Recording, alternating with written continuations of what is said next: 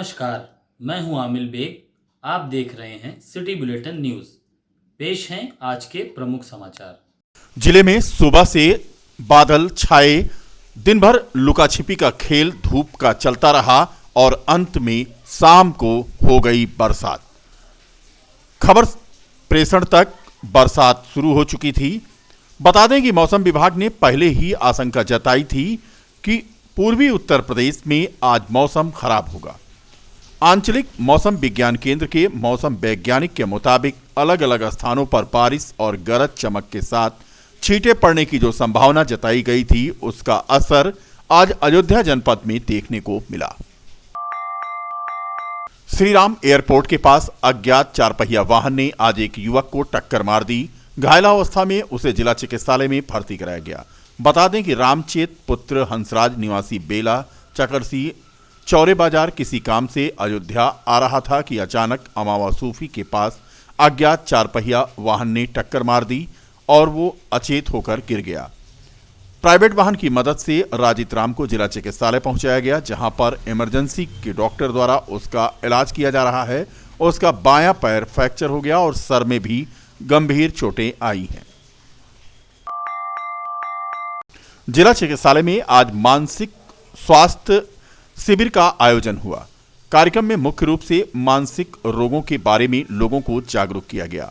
Nodal अधिकारी doctor Ansar Ali ने बताया कि मानसिक रोग किसी को भी हो सकता है और इसका इलाज भी 100% संभव है, लेकिन इसका समय से पता चल जाए। इसकी प्रमुख पहचान नींद आना, देर में नींद आना, चिंता, घबराहट, उलझन आदि। अगर ऐसी समस्या परिवार में किसी को नजर आती है तो तुरंत जिला चिकित्सालय से संपर्क करके वह इलाज प्राप्त कर सकता है।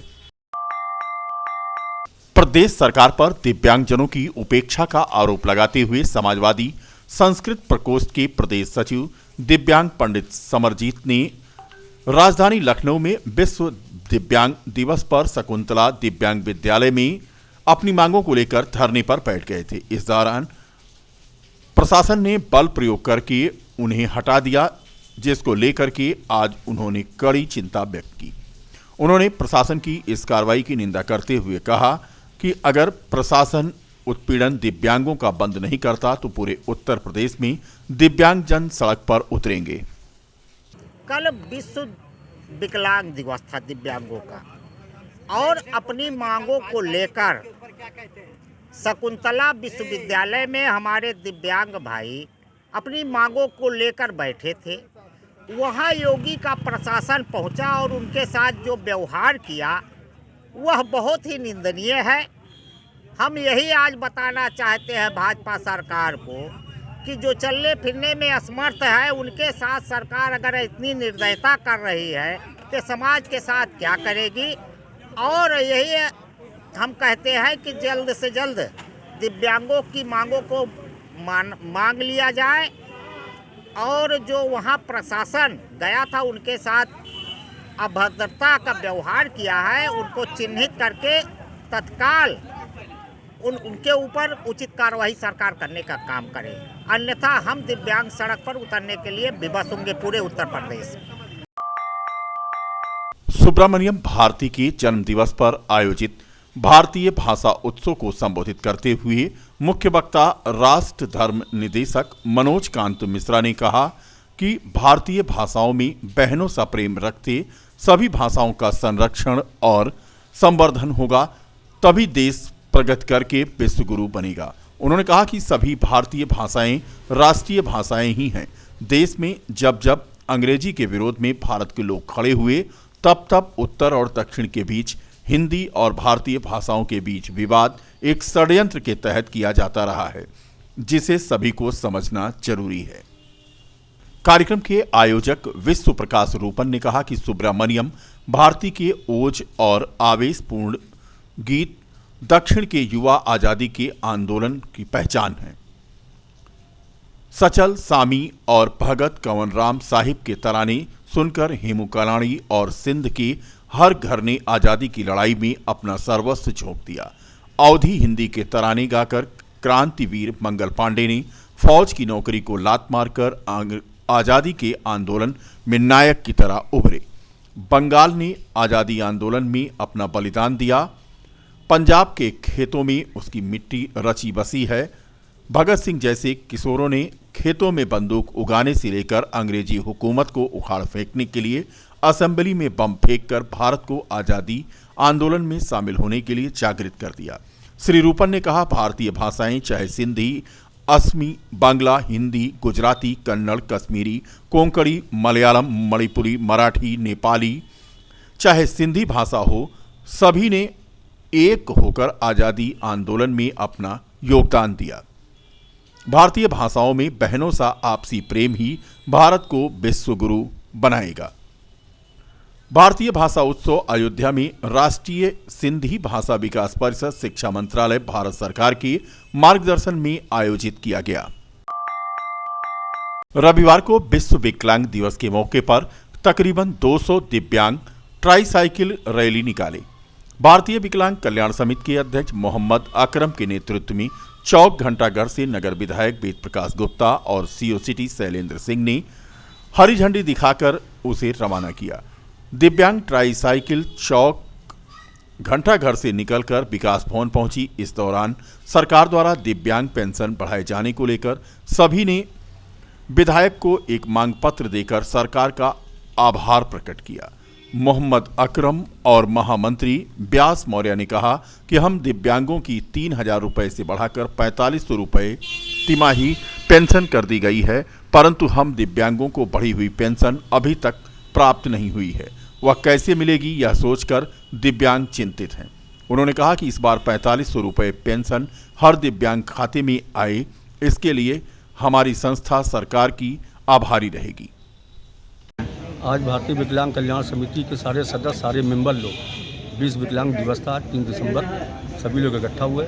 माननीय विधायक जी ने झंडी दिखाया घंटाघर पे और सीओ साहब की बड़ी हेल्प रही, बड़ी मदद रही और इसी से हम लोग रकाबगंज चौराहा तक गए और वापस आके राजकीय स्कूल में कोई मांग पत्र भी सौंपा? मांग पत्र तक की जो है, पहले हम लोग को 3,000 रुपये ऑलरेडी मिल रही है, अभी भी 3,000 मिल रही है, मगर शासन की तरफ से 4,500 रुपया हो गया है। उसी के लिखित में हमने विधायक जी को दिया है। उन्होंने एक हफ्ते में वादा किया कि 1 हफ्ते में इसकी कार्रवाई करा देंगे। क्या कहेंगे इस विकलांग दिवस के अवसर पर? आज जिस विकलांग दिवस है, हमारे विकलांग साथियों को इतना तो सोच होना चाहिए, चाहे मजबूर हैं तो दिखाना चाहिए समाज में कि निकलें बाहर और दिखावें कि हम विकलांग हैं, जुड़े हैं, साथ सरकार से जुड़े हैं, शहर से जुड़े हैं। हम घर में बैठ के जो है अपना विरोध या अपनी मजबूती को नहीं बता सकते जब तक हम बाहर नहीं आएंगे। आज हमारे यहाँ जो है तमाम ग्रुप बढ़ गया, तमाम लोग बढ़ गए हैं।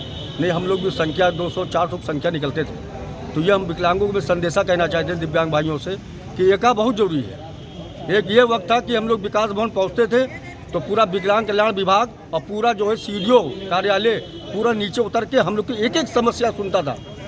आज कोई सुनने वाला नहीं ना हम लोग का। तो इसलिए माननीय विधायक जी से बुला के उनको एक ज्ञापन दिया है और झंडी दिखा दिया। क्या इस तरह बहुत फ़ायदा है, बहुत फ़ायदा है। पहले हम लोगों को 300 रुपये मिलता था, आज 300 तो 1,000 हो गया, 1,000 से 1,500 हो गया।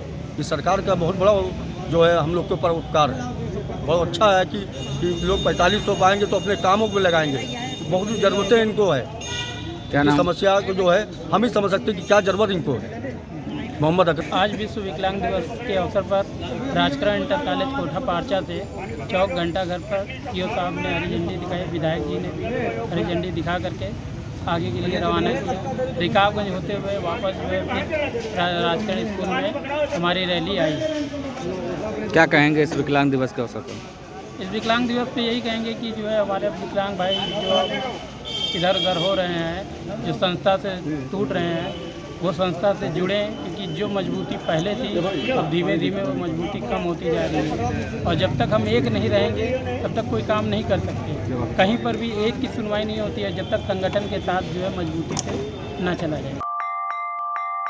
डॉक्टर राजेंद्र प्रसाद विकास समिति के तत्वावधान में अधिवक्ता दिवस के अवसर पर समिति के अध्यक्ष सुनील कुमार श्रीवास्तव एडवोकेट के आवास पर विचार गोष्ठी का आयोजन किया गया। इस दौरान स्थानीय गणमान्य नागरिकों को सम्मानित करते हुए सैकड़ों ग्रामीणों को, गरीबों को ठंड के शुरुआती दिनों में ही कंबल की सौगात दी गई। कार्यक्रम में मुख्य अतिथि के रूप में बीकापुर के पुलिस क्षेत्राधिकारी डॉक्टर राजेश तिवारी ने समिति के द्वारा किए जा रहे सामाजिक कार्यों की प्रशंसा करते हुए सभी को इसका अनुसरण करने की अपील की। इससे पहले कार्यक्रम का संचालन कर रहे आदर्श प्रेस क्लब के अध्यक्ष अरुण मिश्रा, वरिष्ठ पत्रकार राजेंद्र पाठक, ब्रजेश तिवारी ने विचार गोष्ठी में अपने विचारों को साझा किया।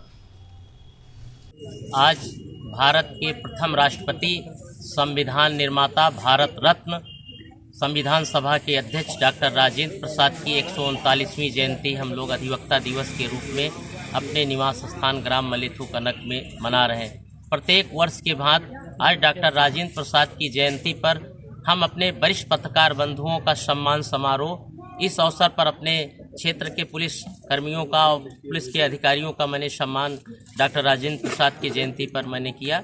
और इसके अलावा मैंने अपने डॉक्टर राजेंद्र प्रसाद की जयंती पर जो प्रत्येक वर्ष की भांति जो चल रहा कम्बल वितरण का कार्यक्रम, अभी तक 30,000 कम्बल वितरित हो चुका है और राजेंद्र प्रसाद की जयंती पर विशाल कम्बल वितरण का आयोजन किया जाता है। उस अवसर पर आज 139वीं जयंती पर कम्बल वितरण का कार्यक्रम भी रखा गया है और यह निरंतर 31 जनवरी 2024 तक चलता रहेगा।